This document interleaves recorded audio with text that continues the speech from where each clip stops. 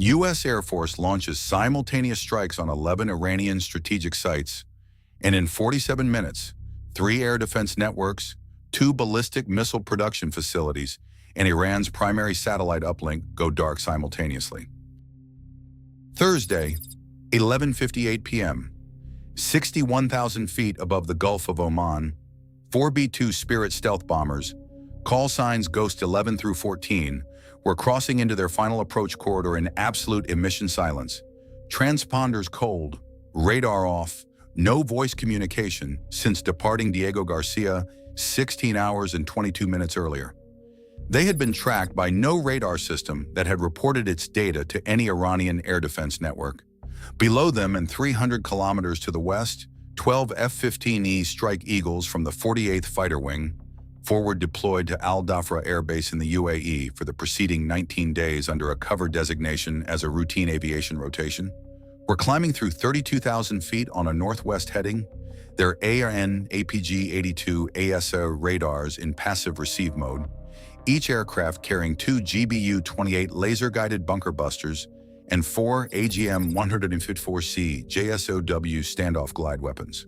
Further north, 8 EA-18G Growlers from Electronic Attack Squadron 140 were already on station in a racetrack pattern over the northern Gulf, their ALQ-99 and next-generation jammer pods cycling through the frequency bands associated with Iran's Sa'ir, Gamma-DE, and Matla-ul-Fajr early warning radars. Not jamming yet, mapping. Building the precise electronic order of battle that the strike package would exploit in 13 minutes. 11 target sets, 4 B-2s, 12 F-15Es, 8 EA-18Gs, 6 F-35As from the 421st Fighter Squadron providing escort and suppression, 2 KC-135 tankers holding south of the Strait for recovery support, 32 aircraft, a package built over 7 weeks of planning, 3 tabletop exercises, and 1 full-dress simulation run 3 days before execution. The target sets had been selected not for symbolic value, but for functional impact. The specific nodes whose simultaneous destruction would degrade Iranian military capability along 3 vectors: air defense, ballistic missile production, and strategic communications, faster than any sequential strike could achieve, and before any surviving Iranian command element could assess the damage and redirect surviving assets. The trigger had been a 46-day intelligence accumulation that ended with a finding the National Security Council had not been able to argue away.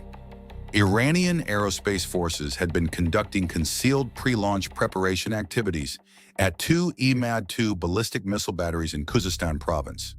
Fueling sequences, guidance system calibration checks, and shelter clearance operations that the Defense Intelligence Agency's pattern of life analysis identified with 91% confidence as consistent with preparation for a strike package launch within a 72 to 96-hour window.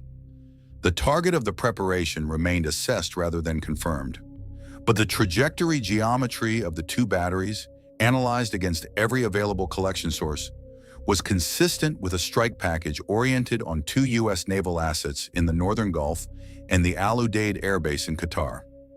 A preemptive strike authorization had been prepared. It sat on the National Security Advisor's desk for 18 hours before it was signed. The signing was transmitted to CENTCOM at 11:43 p.m. Ghost 11 received the authentication code at 11:51 p.m., the first weapon released at 12:03 a.m. What's your assessment?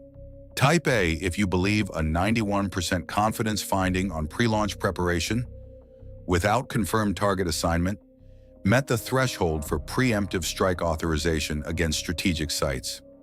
Type C if you believe the strike should have required confirmed launch intent before authorization, regardless of the pre-launch pattern analysis. Drop your full tactical analysis in the comments. The EA-18G jamming began at 11:58 p.m., 5 minutes before first weapon release, and targeted the 3 Iranian early warning radar systems that provided the primary detection coverage for the B-2 approach corridor from the south. Not blanket jamming across all frequencies. Targeted spoofing. The ALQ-99 spoofing mode generates false returns at calculated positions that overwhelm the radar operator's ability to distinguish genuine tracks from injected ones. flooding the display with contacts that do not correspond to actual aircraft, while the genuine aircraft approach undetected in the noise. Iranian radar operators at the 3 early warning stations that covered the B-2 approach saw their displays populate with between 40 and 70 false tracks simultaneously at 11:58 p.m. 2 of the 3 stations declared a technical malfunction and shifted to backup systems. The backup systems were on frequencies the next-generation jammer's second pod had preloaded. The backup displays showed the same flood. The 3rd station transmitted a general alert to the Iranian Air Defense Headquarters at 12:01 a.m. Not a specific threat track, but a report of anomalous radar behavior that the headquarters logged as a possible EW event without generating an intercept order. The B-2s crossed into Iranian airspace at 12:01:44 a.m., entirely undetected.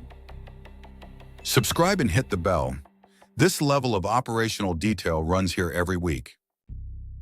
The F-15E package addressed the 6 target sets that did not require the B-2 stealth, because they were either at ranges where the F-15E's standoff weapons could deliver from outside Iranian air defense engagement envelopes, or because the EA-18G jamming had degraded the Iranian air defense network covering those targets to below reliable intercept capability. The GBU-28 laser-guided bunker buster was assigned to the 2 Ahmad-2 battery shelters in Khuzestan. Hardened concrete construction rated against conventional impact, defeatable by the GBU-28's 2,100-kilogram penetrating warhead on a near-vertical impact trajectory computed by the F-15E's strike navigation system to strike the shelter's roof at the angle that maximized penetration depth before detonation. The 2 shelters were struck at 12:06 a.m. and 12:07 a.m. Seismic sensors operated by the Geological Survey of Iran registered 2.1 and 2.3 magnitude events at both sites within 40 seconds. The missile battery at Khuzestan 1 was destroyed. The battery at Khuzestan 2 sustained partial structural collapse. One of the 2 launcher vehicles was assessed as damaged beyond field repair. 1 Ahmad-2 launcher survived.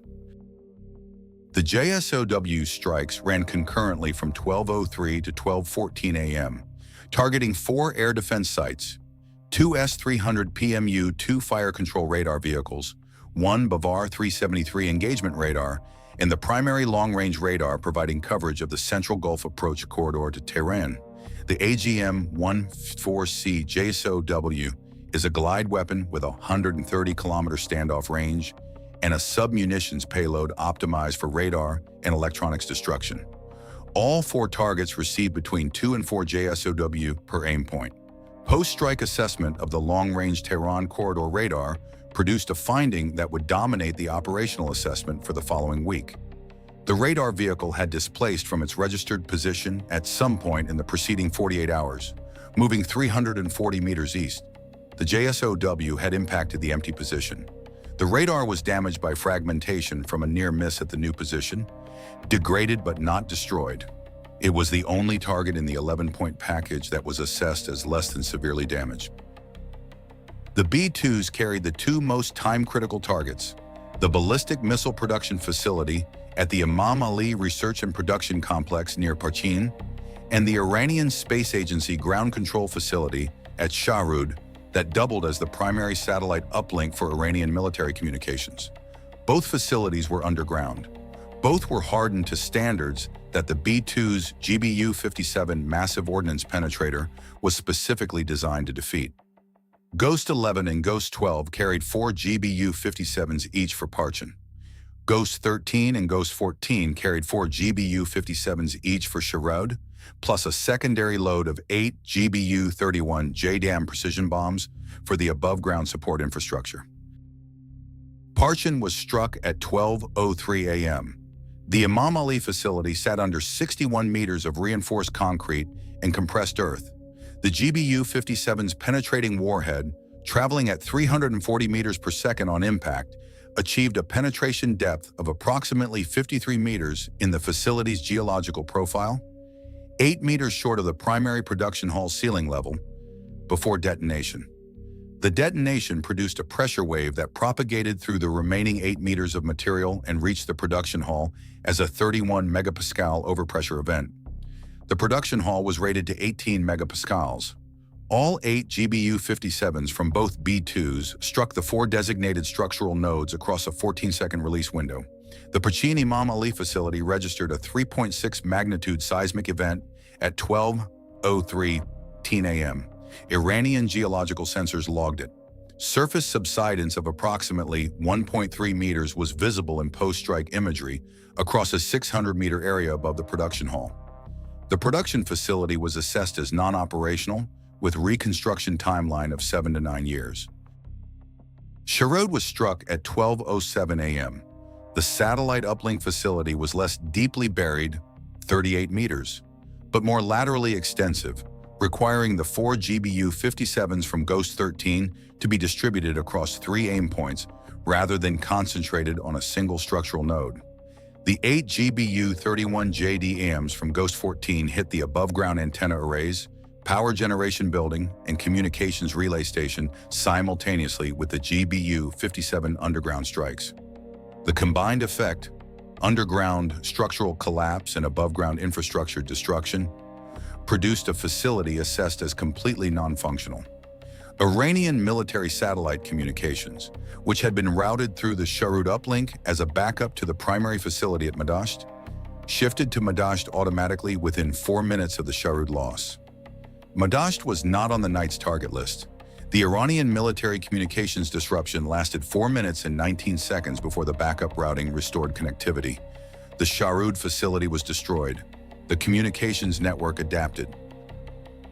The 6 F-35As assigned to escort and suppression played a role that post-strike analysis assessed as more significant than their nominal contribution to the strike package suggested. Flying ahead of the F-15E formation and inside the engagement envelopes of the Iranian air defense sites that had not yet been struck, the F-35As generated radar returns on the Iranian Hafez low-altitude search radar network that were consistent with a larger strike formation approaching from the east, a deception geometry that the strike planners had designed to pull Iranian fire control attention and radar emission toward the eastern approach, while the actual F-15E package came from the south. 3 Iranian Sair fire control radars activated in response to the F-35A returns, tracking what appeared to be an inbound strike package on a Tehran approach vector. The radar activations were logged by the EA-18G passive receivers, and their precise locations were transmitted to the CENTCOM targeting cell in real time. 2 of the 3 radars had not previously been in the targeting database. They were in the targeting database's next update, transmitted to strike aircraft within 11 minutes of the activation. Both were queued for a follow-on strike that would execute 16 hours later. By 12:14 a.m., 11 minutes after the first weapon release, the strike package had delivered ordnance on every planned aim point. Ghost 11 through 14 turned south and began their egress corridor over the Gulf of Oman. The F-15Es recovered to Al-Dafra. The EA-18Gs ceased active jamming at 12:16 a.m., 14 minutes after they had begun, and transitioned back to passive mapping. The entire offensive action window from first weapon release to last EA-18G jamming cessation was 13 minutes. What would you have ordered as the Iranian Supreme National Security Council at 12:20 a.m. when preliminary damage reports were showing the Parchin production facility in collapse, the Shahroud uplink destroyed, 2 Imad-2 battery shelters struck, 4 air defense radars dark, and your communications network running on backup routing through a single uplink site whose address was now on every American targeting list? Authorize immediate maximum ballistic missile launch from surviving Imad-2 launchers before they can be targeted in follow-on strikes? Issue a ceasefire request through the Swiss channel while 1 missile launcher survives as a bargaining position? Or implement complete communications blackout and dispersal of all surviving strategic assets, accepting the loss of coordination while denying American signals intelligence the emission data to target what remains? Leave your decision in the comments. Iran's response over the following 90 minutes reflected a split that the strike planners had anticipated and designed for.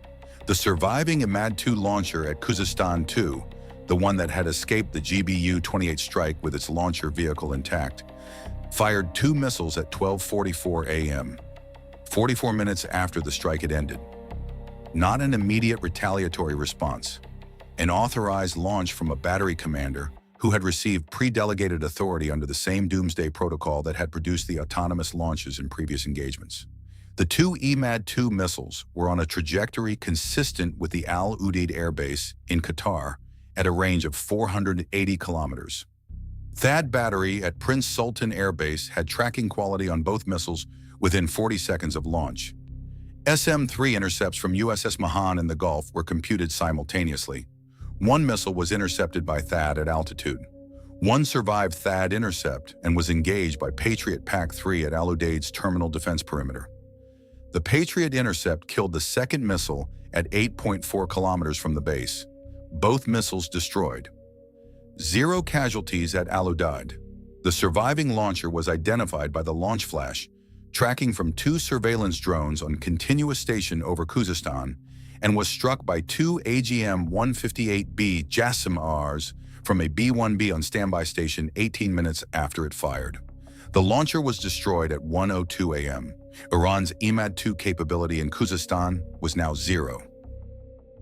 The Iranian political response came at 1:31 a.m. through the Swiss channel, requesting immediate ceasefire and offering to suspend all long-range ballistic missile activities pending international verification. 31 minutes after the last EMAD-2 launcher was destroyed, the request had been drafted before midnight, the standing contingency document prepared by the Foreign Ministry and held for the moment when military options had been reduced to a threshold that made further military action geometrically irrational rather than merely costly. The Khuzestan launchers were gone. The Parchin production line was gone. The Shahroud uplink was gone. 2 air defense radars had revealed themselves to a passive collection system that would use their positions in the next strike package.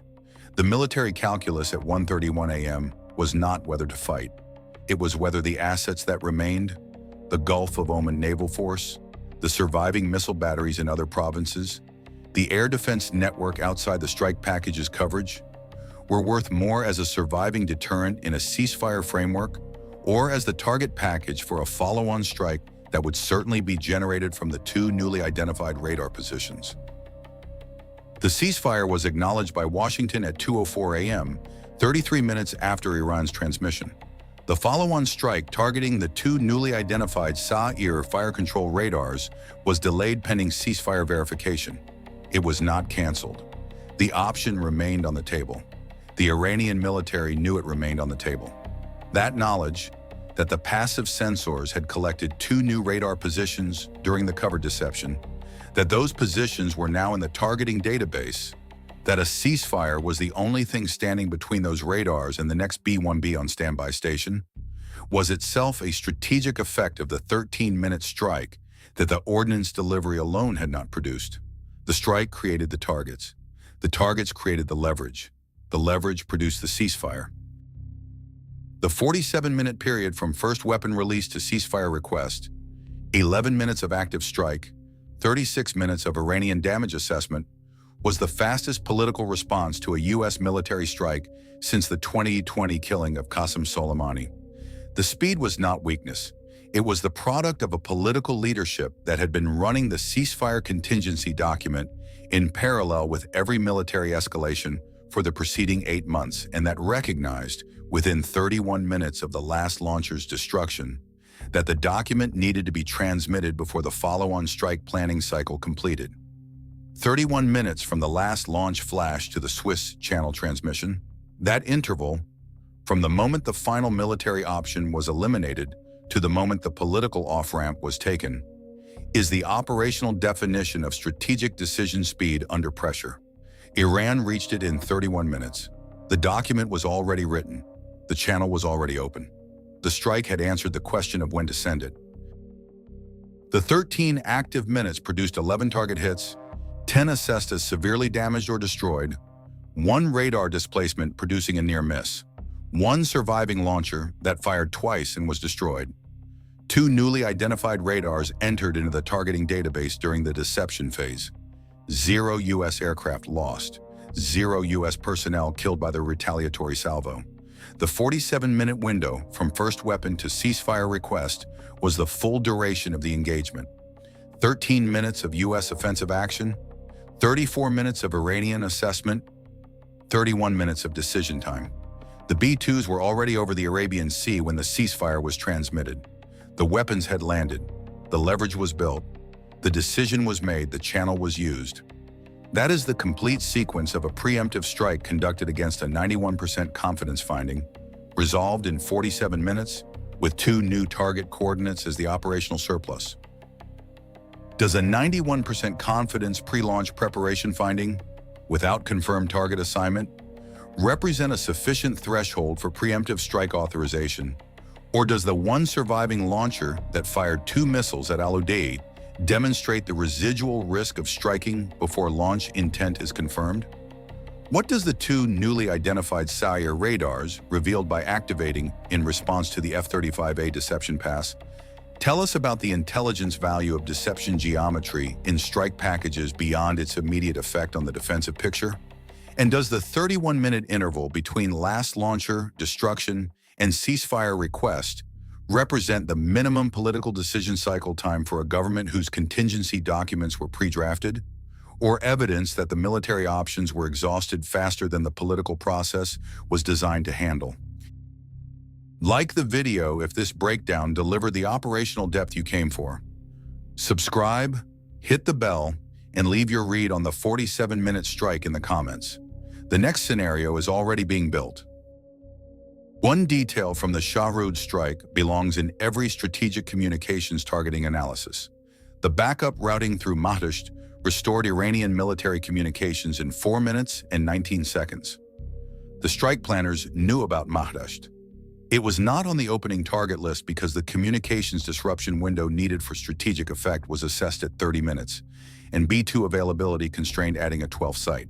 The ceasefire came 79 minutes after the Shahroud strike, 75 minutes after Mahdasht restored communications. The disruption window was 4 minutes and 19 seconds, not 30. The ceasefire did not depend on it.